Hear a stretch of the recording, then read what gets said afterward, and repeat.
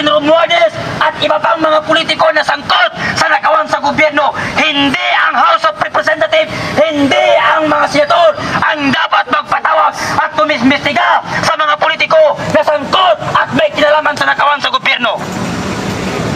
Sino ang dapat mag-imbestiga sa kanila? Yang ombudsman na yan. Kaya yan ang dahilan kung bakit yan si Remulla ay gusto niyang siya ang mamuno sa ombudsman para pagtakpan ng amo niya at mga ninako nilang pera. Pangalawa, pipigilan nila si VP Sara Duterte na tumakbo sa pagkapresidente ngayong 2028 kasi takot sila na pag sila ay nawala sa posisyon, sila ay nawala saan sa mga pamo nilang mga asong ulol na aso ng gobyerno, lahat sila ay makukulong.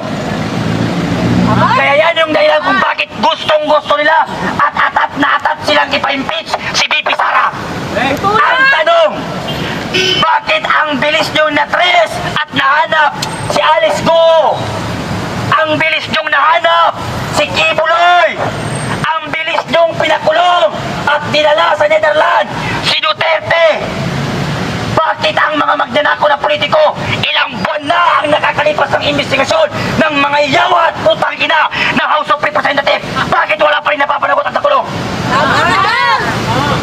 Mas nauna ba akong pinadaan ng sumpina kaysa doon sa mga magnanakaw na politiko?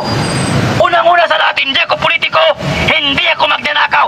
Ang dapat na pinadala nyo ng sumpina si Martin Romualdez at si Zaldico at iba pang sangkot sa nakawan sa gobyerno. Kaya naghihirap ang Pilipino dahil sa mga politikong namumuro sa atin na walang ginawa kung hindi magnakaw at magpakasarap sa kaban ng bayan. Kaya ngayon kami ay naririto at humihingi kami ng tulong at saklolo dito sa Supreme Court na sana huwag ninyong ayahan o pagbigyan na si Boying Remulla, ang asong tulol ng gobyerno at bayaran ni BBM, ay hindi maupo sa ombudsman. Tutulan! Tutulan ba natin ito? Tutulan! Tumututol ba tayo? Tutulan! Tayo ay hindi papayag sapagkat alam na natin kung ano ang kanilang gusto at kung ano ang purpose nila kung bakit yang si Boying Remulla, ang tuta, ay gustong-gusto niyang maupo dyan sa ombudsman. Ang COMELEC hawak nila, ang Congress hawak nila, ang Senate hawak nila, pati ba naman ang ombudsman hahawakan ninyo? Para ano? Para kayo ay magharian? Para ano? Para pagtakpan ng mga nakawan na nangyayari sa gobyerno? Ilang tagapagsalita na ng mga Pilipinong mahihirap ang nakulong. Pero bakit yung mga magnanakaw hindi nakukulong? Pero kahit pa paano, nagpapasalamat pa rin ako sa CIDG nung iniimbestigahan nila ako kanina.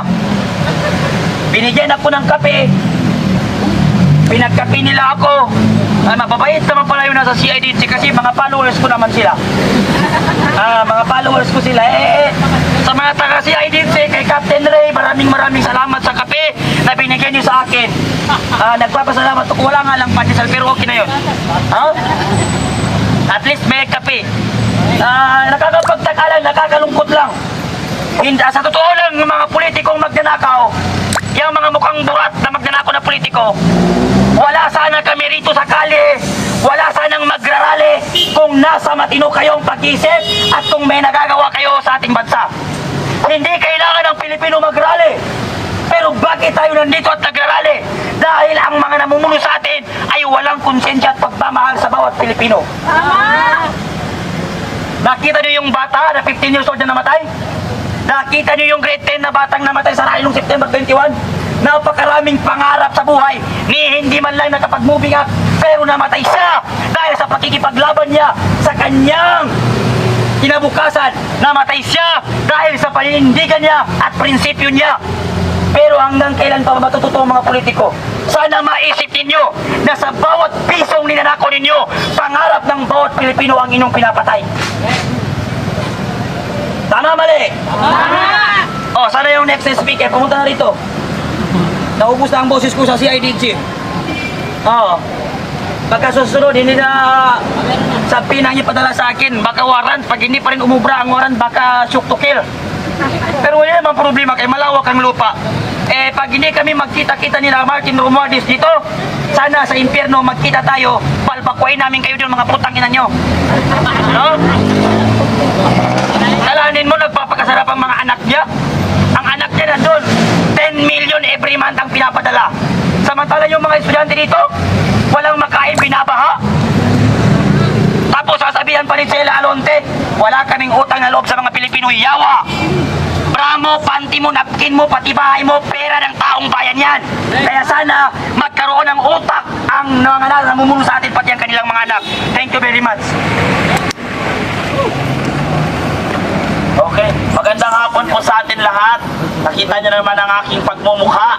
At dito na naman sa harapan upang tayo'y manawagan sa ating kataas-taasan na Korte Suprema na sana sa tulong nila ay haharangin nila ang pagpapaupo sa isang kriminal para mamuno sa ombudsman. Alam naman natin kung ano ang motibo nila kung bakit ipapaupuin si Boying Rimulya sa ombudsman para maprotektuhan ang mga kaalyado nilang mga magnanakaw sa politiko. Gusto nilang mapawalang sala sila Saldico, Martin Romualdez at una sa lahat itong Presidenteng Bongbong Marcos, sapagkat walang nangyayaring nakawan sa administrasyong ito kung walang kinalaman ang walang kwentang Pangulo sa ngayon. Tandaan po natin, kaya nagkawatak-watak, nag-aaway-away ang mga Pilipino dahil sa kagagawan ng mga politiko. Ngayon naman, para sa ating mga kapulisan, kami nagpapasalamat sa inyo sapagkat binabantayan nyo kami. Tama yan, kasi yan ang sinumpaan ninyong salaysay. Pero tama din itong ipinaglalaban namin para sa inang bayan. Karapatan din namin na magsalita at iparating ang boses ng ordinaryong Pilipino na tama na, sobra na. Tama na ang paggagahasa sa kaban ng bayan ng mga politikong ating ipinahiram ng mandato. Yung mandato na pinahiram natin pansamantala ay nais natin bawiin upang makamit natin ang tunay na kalayaan ng ating demokrasya. Sapagkat hanggat nariyan ang mga politikong magnanakaw na yan, kahit ngayon kami nagrarally dito, yung mga magnanakaw na yan ay gumagawa pa rin ng paraan para magnakaw ng magnakaw sa kaban ng bayan. Tandaan po natin, hindi maghihirap ang Pilipinas kung walang mga politikong magnanakaw. Hindi tama ang sinasabi nila, kaya mahirap ang mga Pilipino dahil tamad.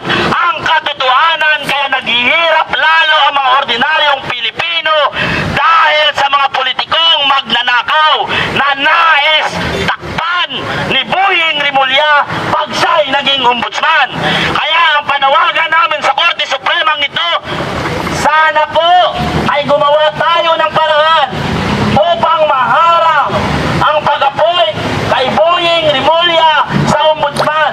At alam naman natin kung ano ang gagawin niya sa ombudsman. Yan ay saraulain lamang para matakpan ang mga pagnanakaw ng kanyang mga amo. Sapagkat si Boying Rimulya ay isang tuta ng mga politiko na naging sunod-sunuran kapalit ng pera na tinatakap sa kanyang mata, na pera ng taong bayan na dugot pawis ng pinagtrabahuhan bago pa man dumating ang sahod ng mga ordinaryong Pilipino, ay kinakaltas na ang buwis at taxes na ninanakaw ng mga walang hiyang politiko. Kaya po, sa ating ginagalang-galang na Korte Suprema, kami nananawagan sa inyo, gawan po ninyo ng paraan, magtulungan tayo upang maharap ang pag-appoint kay Boying Rimulya sa ombudsman. Pilipino. Sapagkat pag nangyari yun, patuloy lamang ginagago ang mga ordinaryong Pilipino habang sila ay nagpakasasasa sa kaba ng bayan na pinaghihirapan ng mga ordinaryong Pilipino. Hindi po tayo papayag na patuloy silang magnakaw sa kaba ng bayan habang ang mga ordinaryong Pilipino ay lubog na sa baha ang kanilang mga bahay, namamatay sa mga sakit dahil nakapila sa ospital na dapat may pera na gobyerno ang ginagamit dyan. Huwag ninyong gamitin ang Intel Fund para subaybayan kaming nakikipaglaban para sa bayan. Mga putang ina kayo! Gamitin ninyo ang Intel Fund na yan para subaybayan ang mga politikong magnanakaw. Sila ang ulihin ninyo, hindi ang mga ordinaryong Pilipino. Tandaan ninyo, nasaan ba ang loyalty ninyo? Nasa konstitusyon o sa kaba ng bayan? Tandaan ninyo ang sinumpaang salaysay ninyo na protektahan ninyo ang sambayanang Pilipino. Pero ang sambayanang Pilipino ay naghihirap dahil sa kapabayaan ng ating mga gobyerno. Dahil sa kapabayaan ng mga putang inang mga politiko. Kaya mga kababayan, huwag kayo matakot, magsalita kayo, panahon na upang ilabas ninyo ang inyong galit at sama ng loob sa mga hayop na politikong na ating binoto. Kung kasalanan ang ipanalangin na mamatay kayo, isasanla ko ang kaluluwa ko kay Satanas. Panalangin ko na sana kasama si Boying Rimulya ay babangutin bukas. Sana hindi na kayo magising. Mga putang ina nyo. Salamat.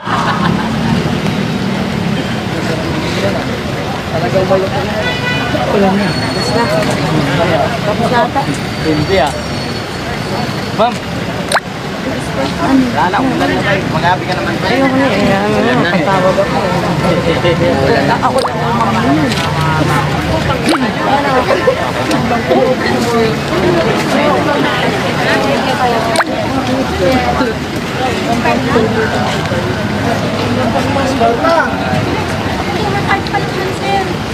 Wala na siguro spirito. Wala spirito rin Kasi sa hirap ng buhay, kaya pag isang kutsara, sir. Kaya, yes, sir.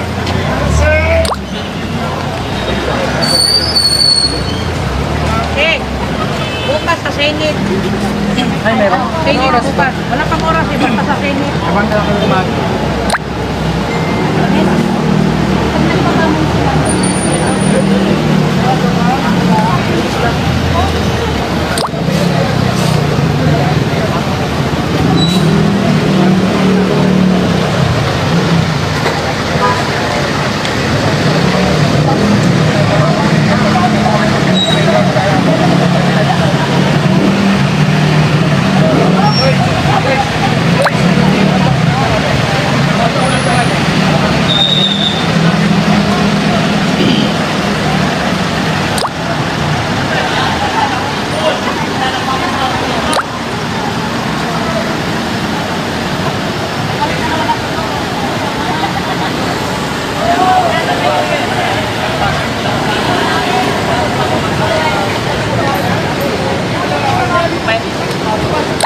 Parang hindi ko nakasama sa kayo. Ayun po yung update natin ng mga napakaraming na pulisan po dito ngayon sa paligid ng Supreme Court. Ang daming pulis. Pinakasakyan na dyan. Kausap ni ano? Bilang sa dito, malapit po sa... Malapit po sa...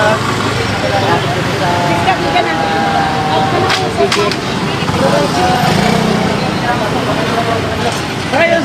Lakad tayo. Lakad na kayo. Ay, 1 minute kasi. Hoy, nilawin mo ba? Hindi pa. Grabe oh. Yung tanga. Kaya nagpasalamat gago. Concern na concern pa